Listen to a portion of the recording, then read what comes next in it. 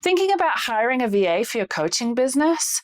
Pause right there, because unless you have these 3 systems in place, what you're actually hiring is stress on a stick and not support. I've seen it happen too many times. Amazing coaches bringing in help without the structure to make it work. And the result is missed deadlines, confusing handoffs, and team dynamics that fizzle fast. So today, let's talk about what needs to be in place so your VA can hit the ground running and stay.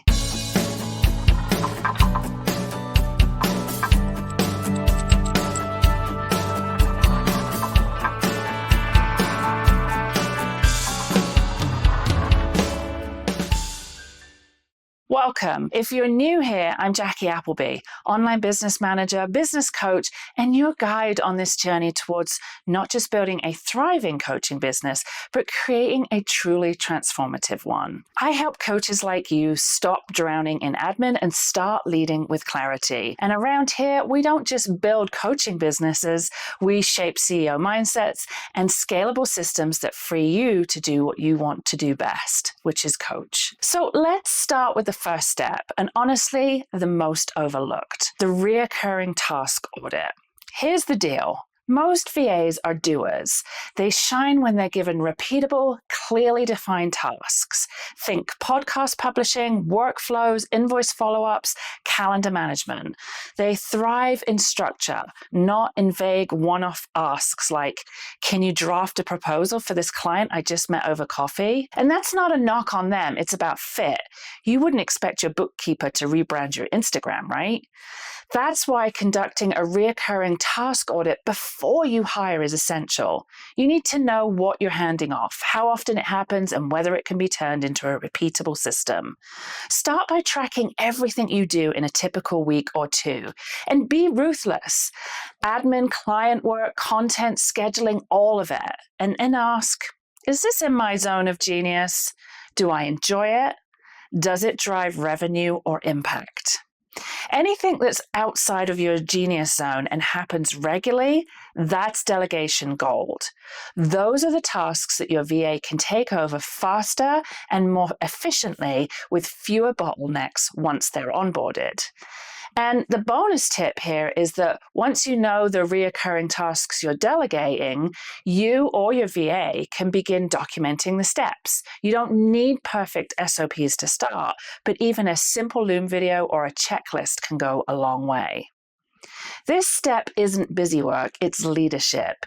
It's how you stop hiring based on hope and start delegating with intention. System 2 is about building a single source of truth. And no, your inbox doesn't count.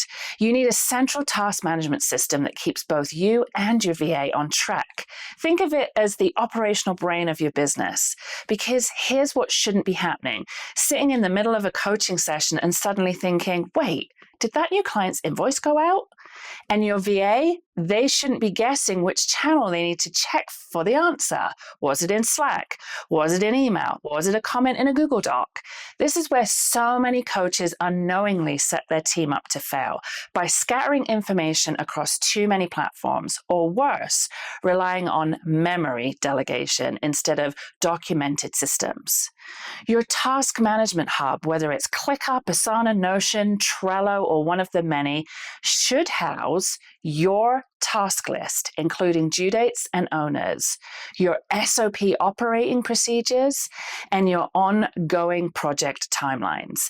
And yes, your team conversations about those tasks should all be in the same place if possible. Everything connected to a task should live with that task. No more chasing Slack threads, no more just a quick call to clarify what's already been said.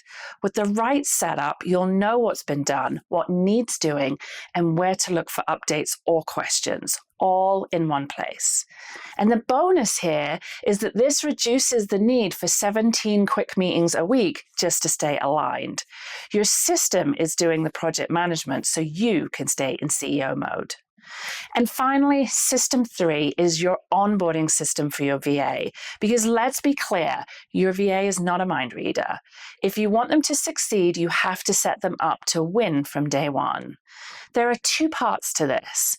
There's what they need to know, and there's what do they need to have access to. So let's start with the basics. Before they even log into their email on day one, you should have a digital welcome pack ready. This might include a brief video or document explaining your brand, your values, and how you like to work. Maybe there's a My Schedule section outlining when you're available or not, looking at you, No Call Fridays. Passwords and accesses to key platforms, branding assets and templates, a folder or a ClickUp space with your existing SOPs or Loom recordings, a list of key contacts or recurring tasks that they'll need to learn.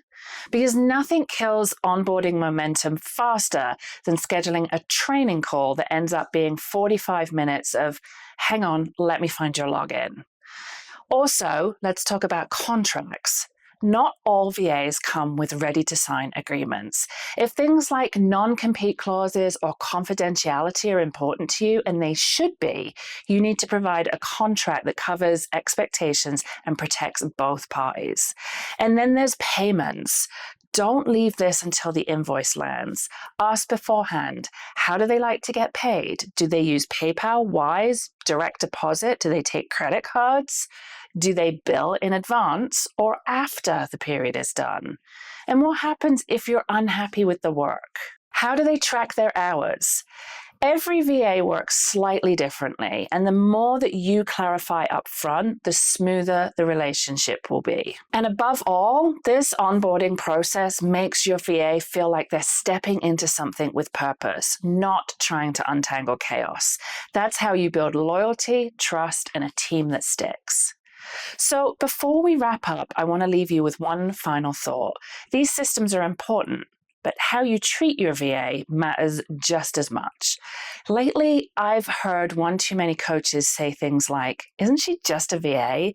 And honestly, that mindset is a fast track to team breakdown. Yes, VAs are doers. Yes, they thrive on clear instructions, repeatable workflows, and documented expectations.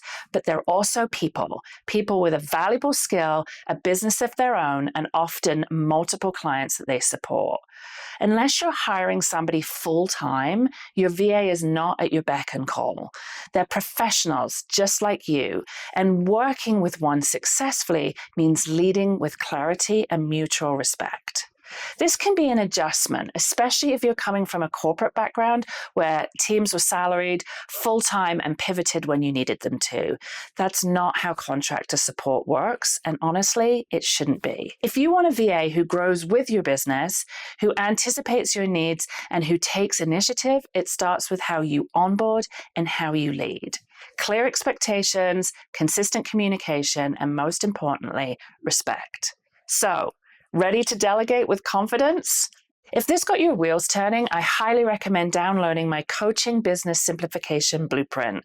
It's the perfect companion to this video and will help you simplify before you scale. You'll find the link below in the comments. And if you're realizing that this isn't just about hiring a VA, it's about how you lead, then go watch my older vlog post called 3 Hidden Entrepreneurial Leadership Habits Every Profitable Coach Uses. It's a game changer for stepping into your CEO energy. And of course, if you want hands-on help getting these systems in place, why not hop on a synergy call with me so that we can look at a RISE business audit or an OBM retainer option? We've got you covered. Until next time, remember that delegating well isn't about control. It's about structure, trust, and leading your business like the pro that you are.